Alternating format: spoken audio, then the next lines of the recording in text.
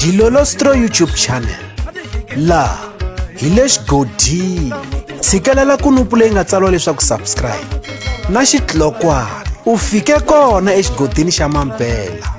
hi bombisa ririmi rero laha ka nkandziyiso lowu lava ku ya vulavula hi Rhangani the Producer na Shongi munhu wa munhu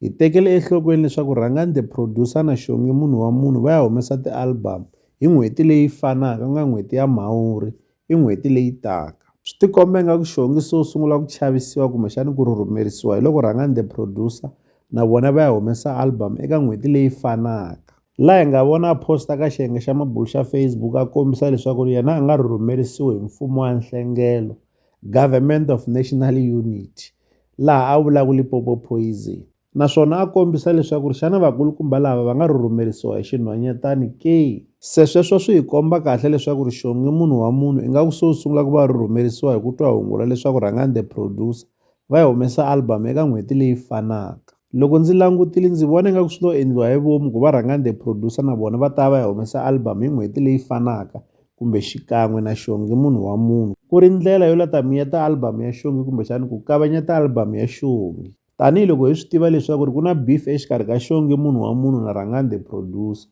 se sweswo swi lo endliwa hi vomu ku va Rhangani the Producer na vona va ta va ya humesa album hi n'hweti leyi fanaka hi swi tiva kahle leswaku Limpopo Poison yi na matimba ku fika kwihi naswona loko ya humesa album hi nkarhi lowu fanaka na Shongi munhu wa munhu sweswo swi ta swi ya tikisela album ya Shongi swi endla leswaku album ya Shongi yi nga twali tanihi ntolovelo se lexi xi nga endlaka leswaku album ya Shongi yi fika yi twala hi loko album leyiwani yo kumeka yi ri na tinsimu ta beef tanihiloko hi swi tiva leswaku beef yi koka rinoko eka vanhu sweswo swi nga endla leswaku album ya yena yi fika yi twala swinene handle ka sweswo album ya yena swi tikomba nga ku eka lembe ra 2024 yi ta koka ku tika leswi hi la ta avelana na n'wini eka Dilolostro YouTube channel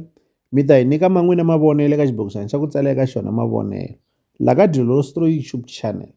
hi le xigodini leyi i channel ya n'wina ya ka Gaza.